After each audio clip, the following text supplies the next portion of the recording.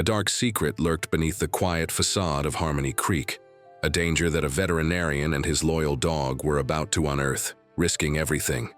What they discovered on that isolated ranch would change their lives and that of the town. Forever. You won't believe the courage of this dog. Watch until the end, and if stories of loyalty and overcoming adversity touch your heart, leave a like, comment with your favorite animal story, and subscribe for more narratives like this. On a particularly gray afternoon in March, a single desperate neigh, almost human, ripped through the silence of peaceful Harmony Creek, a sound that settled in the chest of Dr. Arthur Miller, 38, like a bad omen.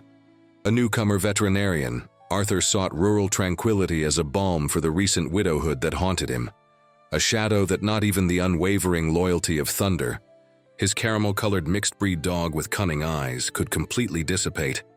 Thunder, rescued from a past of mistreatment, harbored a visceral fear of thunderstorms and confined spaces.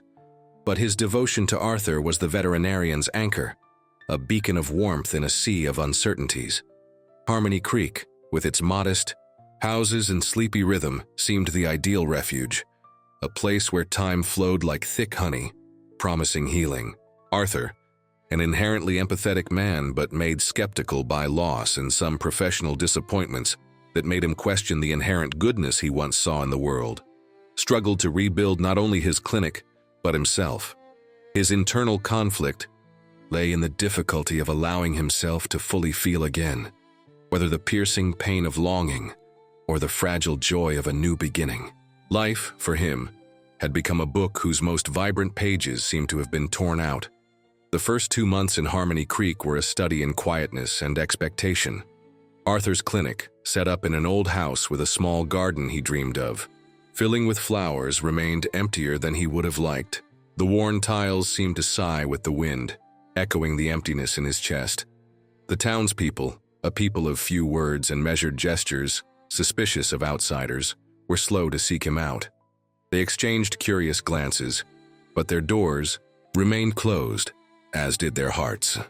Thunder, however, with his tail always wagging and a disarming friendliness, made canine friends easily, and it was during their morning walks, when the dew still covered the grass like a silver veil, that Arthur began to absorb the local atmosphere. The smell of damp earth and fresh coffee hung in the air, a promise of simplicity he so yearned for. On one of these mornings, as they passed the imposing entrance to the ranch of William Thompson, a man of few words and much land, whose domain stretched as far as the eye could see, Thunder suddenly stopped. The fur on his neck bristled, and a low guttural growl vibrated in his chest, directed towards the interior of the property. His eyes, usually full of playful intelligence, fixed on an invisible point beyond the wrought iron gates, as if sniffing out an ancient threat. Arthur, distracted by his own thoughts, his mind going over bills and the lack of clients, merely pulled the leash gently. "Calm down, boy," he murmured. "It must just be some wild animal." He didn't give it much importance, but the image of the tense dog, a silent guardian before an unknown danger, remained in some corner of his mind. Whispers about the colonel were not long in reaching Arthur's ears, carried by the wind that swept the fields and by the fragmented conversations he overheard at Mr. Elias's general store, the only establishment vaguely resembling the saloons of old stories, where men in wide-brimmed hats drank their local spirit and exchanged information with the same caution with which they negotiated cattle. They spoke of the colonel's firm hand, of an efficiency bordering on coldness, of animals treated as mere objects of production, and of a veiled cruelty, an explosive temper that no one dared confront directly. Stories of employees fired for trifles, of horses pushed to their limit, of hunting dogs that disappeared. Arthur, pragmatic, initially dismissed the rumors as typical exaggerations of small communities, where imagination flourished in the absence of major events. The loss of his wife, Clara, had taught him to be cautious with emotions on edge, including his own. He clung to logic, to the tangible, like a castaway to a piece of wood. However, that desperate neigh in March, so sharp and suffering, continued to echo in his memory, challenging his logic and feeding a growing unease, a small seed of doubt that was beginning to sprout in his inner soil, previously so arid. The hope of finding peace in Harmony Creek seemed at times a distant mirage. In the second month, a small light appeared. A local rancher, Joe Miller, a man with calloused hands and a face furrowed by the sun, sought Arthur out with a calf, suffering from severe pneumonia. Arthur dedicated himself to the case diligently, spending nights awake by the feverish animal's side. The calf survived. The payment was modest, a dozen fresh eggs and the promise of a sack of corn at the next harvest. For Arthur, the financial cost was another tightening of an already tight belt, but Joe Miller's look of gratitude and the respectful nod he received on the street the next day were worth more. It was a tiny crack in the town's wall of distrust. Thunder, always by his side in the clinic, seemed to understand the importance of these small gestures, offering a cheerful bark when Joe Miller left with the recovered calf. Shortly after, Mrs. Eleanor, an elderly lady with hair as white as cotton and eyes that seemed to carry the wisdom of generations, stopped Arthur on his way out of the general store. She was known for her medicinal teas and for a sharp tongue that spared no one, but also for a discreet compassion. She extended to Arthur a small, steaming clay cup. "A tea for the soul, doctor," she said, her voice hoarse but firm. "Sometimes, what hurts inside is harder to heal than any animal sickness." Arthur thanked her, surprised and a little disconcerted. Her words, and the penetrating gaze that accompanied them, struck a sensitive chord, suggesting that his invisible pain was not so invisible after all. He drank the tea, bitter and aromatic, feeling a strange warmth spread through his chest, a sensation that was neither joy nor sadness, but something in between, a momentary acceptance. The third month brought with it the first heavy rains of season. On a particularly violent night, the sky over Harmony Creek was ripped by lightning, and the sound of thunder rumbled like distant cannons. Thunder, who was normally the personification of canine courage, transformed. He trembled. Uncontrollably, his body hunched, his eyes wide with terror. He sought refuge under Arthur's bed, whimpering softly at each boom. Arthur, awakened by his friend's despair, knelt by the bed, reaching out his hand. "It's okay, boy, I'm here," he whispered, his calm voice contrasting with the fury of the storm outside. He spent hours there, talking to thunder, stroking his head until the worst of the storm passed and the dog, exhausted, fell asleep with his snout resting on his hand. That night, in the sharing of vulnerability, the bond between man and dog deepened. Arthur understood the depth of Thunder's trauma, his fear of thunderstorms and confined spaces being scars of a past he could only imagine. And Thunder, in his terror, found unwavering security in the presence of his human. It was in that same month that young James, son of a small farmer named Manuel, a boy of about 10 with lively eyes and hands dirty with earth, approached Arthur with his face bathed in tears. He held a frayed collar in his hands. "Doctor," he began, his voice choked, "Sparky is missing." Sparky was his mixed-breed dog, an inseparable companion in his adventures through the fields. James confided in secret that he had seen Sparky running towards Colonel Thompson's land, attracted by some smell, and then hadn't seen him anymore. He was afraid to tell his father, who was already worried about the bills, and even more afraid to approach the Colonel's ranch. The boy's despair touched Arthur in a way that surprised him. He saw in James a reflection of his own loss, the raw pain of absence. He promised to help, even knowing he was treading on dangerous ground. Moved by James's anguish, Arthur began to conduct his own discreet investigations. During one of his walks with Thunder, he veered off the usual path and approached the fence that delimited Colonel Thompson's vast property, at the point indicated by James. Thunder once again was restless, sniffing the ground persistently, and emitting a low whine. Arthur examined the area carefully.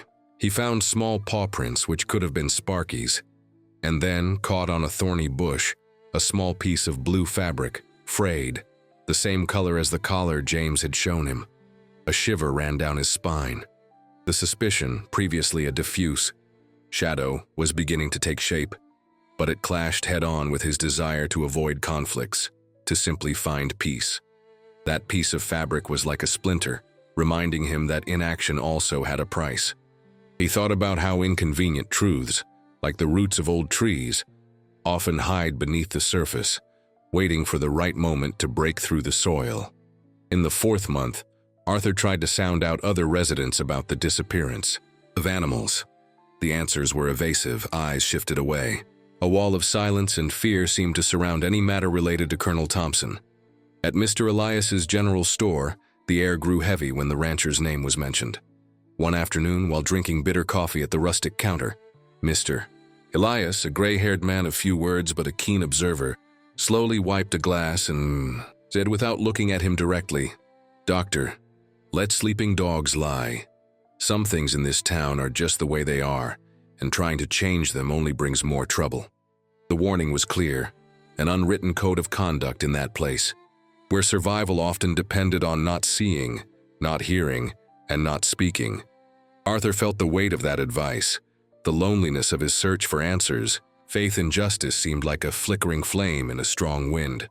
The tension increased when, one sunny morning, Colonel William Thompson himself appeared at Arthur's clinic. He brought one of his horses, a magnificent black stallion, to treat a small leg injury.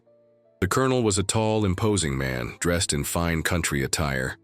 His politeness was impeccable, almost charming, but his eyes, an icy blue, showed no warmth. While Arthur examined the horse, the colonel asked casual questions about his business, about his adjustment to Harmony Creek, about his past. The questions were disguised as courtesy, but Arthur sensed a subtext of investigation, a subtle intimidation. Thunder, who was lying in a corner, raised his head and growled low, an almost inaudible sound. When the colonel got too close to Arthur, the colonel cast a quick, disdainful glance at the dog before returning his attention to Arthur. "You have a brave mixed-breed dog there, Doctor," he commented, with a smile that didn't reach his eyes. When the colonel left, leaving behind the smell of expensive leather and a feeling of discomfort, Arthur felt a chill, despite the morning heat. That encounter reinforced the feeling that he was dealing with a powerful and potentially dangerous force. The 5th month brought a small, unexpected ray of light. One morning, Arthur found a small wooden bird carving on the door of his clinic, carved with a touching simplicity. Its wings spread as if about to take flight. There was no note, but he knew immediately it was a thank you gift from James's family. He had recently treated one of the family's chickens, which was sick.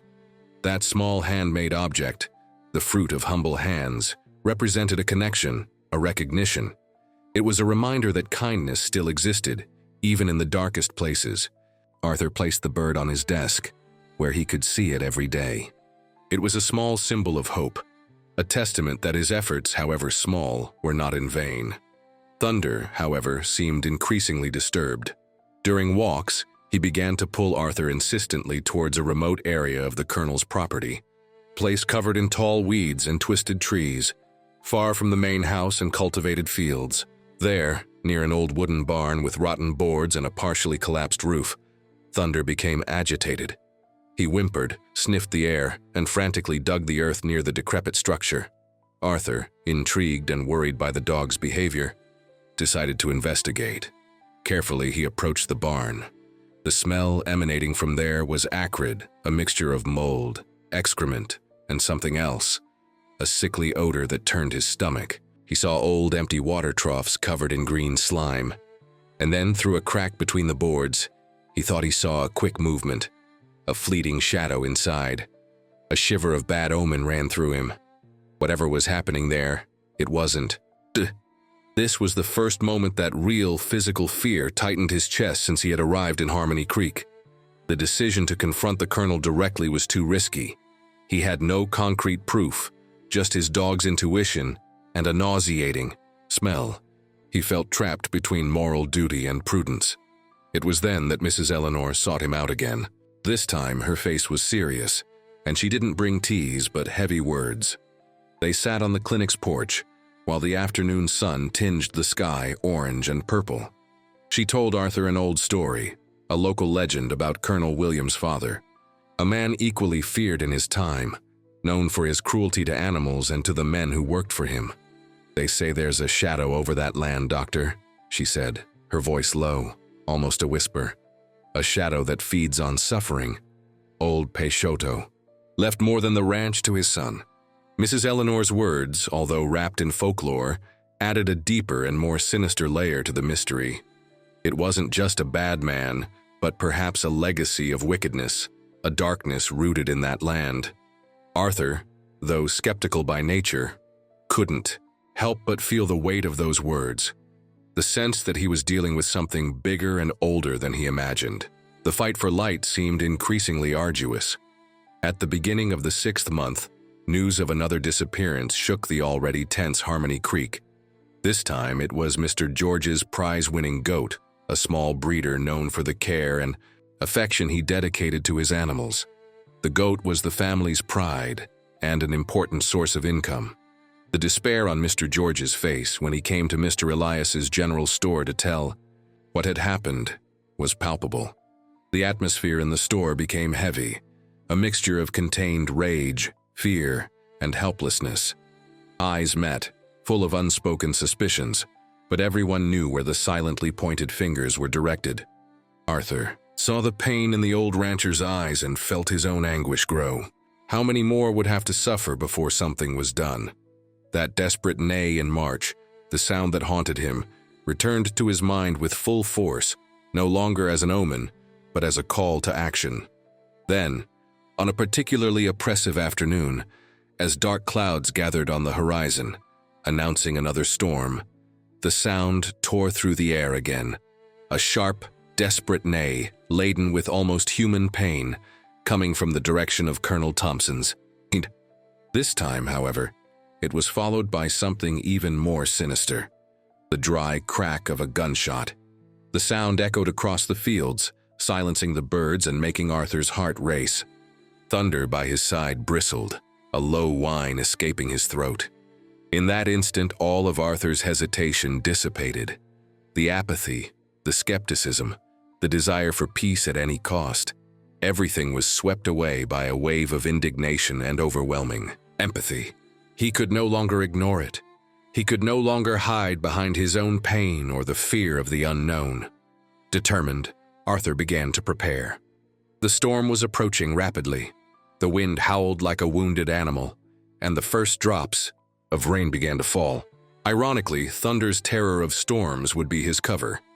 He grabbed his veterinarian's bag, checking that he had sedatives, painkillers, bandages. He added a powerful flashlight and a thick rope he had bought for clinic repairs, but which now seemed destined for another purpose. Thunder, despite his growing fear of the gathering storm, the sky was already black and thunder was beginning to rumble in the distance, didn't budge from Arthur's side. His brown eyes, fixed on the veterinarian's face, showed a loyalty that transcended his own terror. It was as if he knew that something important was about to happen, something that demanded his presence, his courage. "Let's go, boy," Arthur said, his voice firm, stroking the dog's head. "We have to go." Together, man and dog went out into the growing darkness towards the abandoned barn on the Colonel's ranch. As the storm broke over Harmony Creek with all its fury, the dry rustling of leaves had turned into a wet, violent lashing, and the smell of wet earth was intense, almost suffocating. This was the moment of tension preceding the greater danger. Each step in the mud, each lightning flash illuminating the path, increased Arthur's apprehension. He thought of Clara, of the promise he had made to himself to try to find new meaning, and he felt that in some way he was fulfilling that promise, not running away from the pain, but facing injustice. Upon arriving at the barn, the rain was pouring down torrentially, and the thunder was deafening. Thunder trembled, but didn't back down, staying glued to Arthur's legs.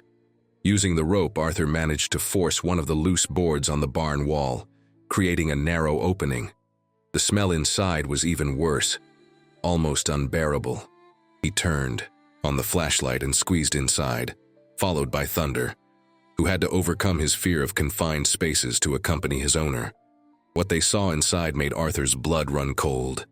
In makeshift, dirty, cramped cells, there were several animals in deplorable conditions. emaciated dogs with deep, hopeless eyes, some injured, fighting cocks with scars and missing feathers, and in a darker corner, a fallen horse, barely breathing, its body covered in wounds. It was the horse from the Nay. Arthur recognized some of the dogs as missing animals from the town, including James's Sparky, who was huddled in a corner, terrified, but alive. There was also equipment that suggested animal fighting and, possibly, illegal trade. The cruelty was palpable, a dark stain on that forgotten place. Arthur's heart filled with a mixture of fury and deep sadness. That barn was a silent hell, hidden beneath the ranch's respectable facade. While Arthur was trying to open one of the cells to free Sparky, he heard voices outside, muffled by the storm. It was Colonel Thompson and two of his henchmen, probably attracted by the flashlight's beam or the noise. The barn door opened with a creak and the three men entered, their faces illuminated by the flashlight one of them carried. The colonel, upon seeing Arthur, cursed. "So it was you, the meddling veterinarian," he said, his voice dripping poison.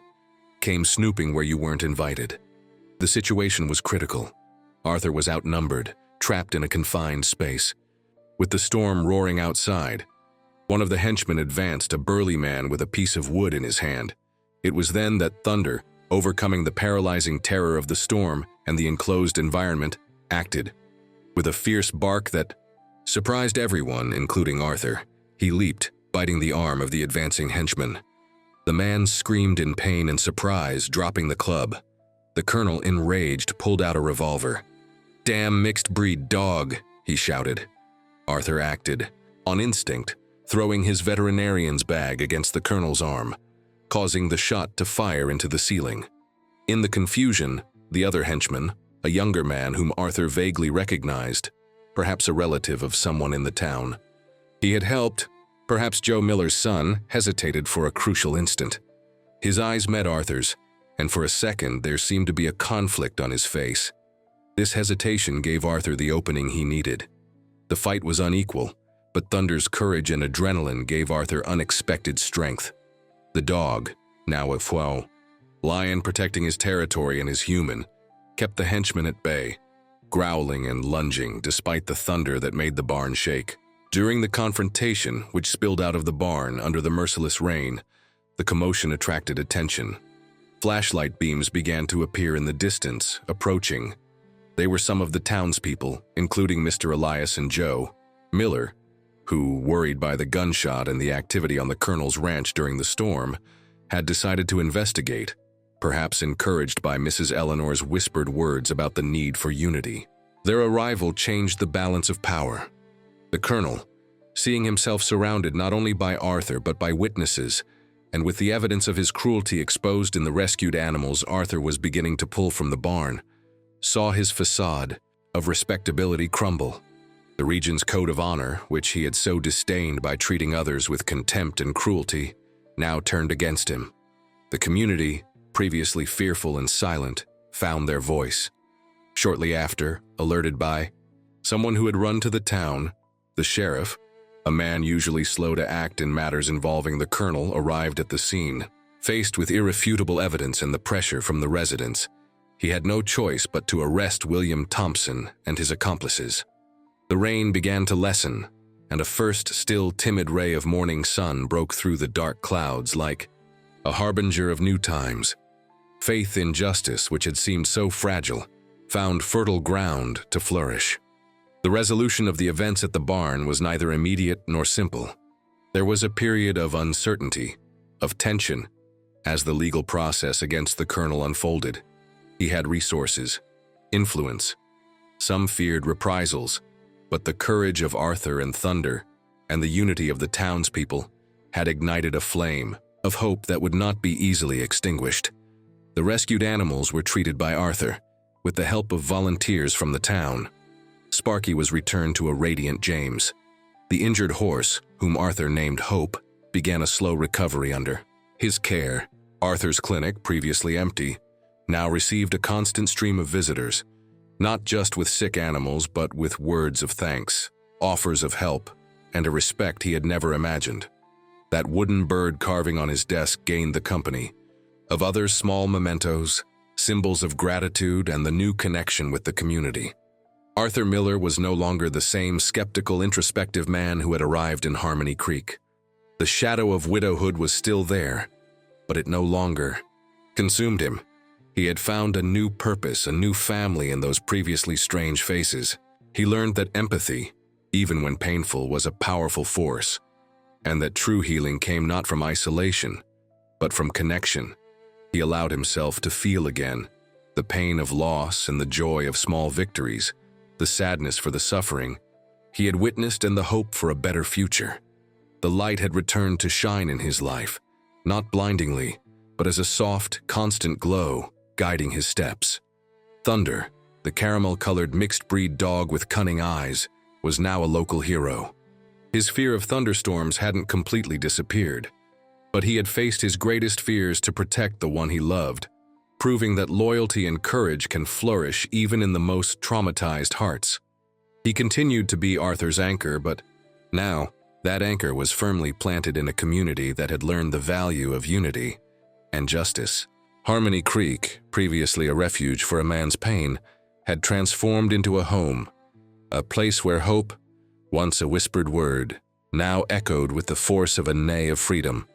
The cycle of fear had been broken, and in its place grew faith in a future where kindness and courage would light the way.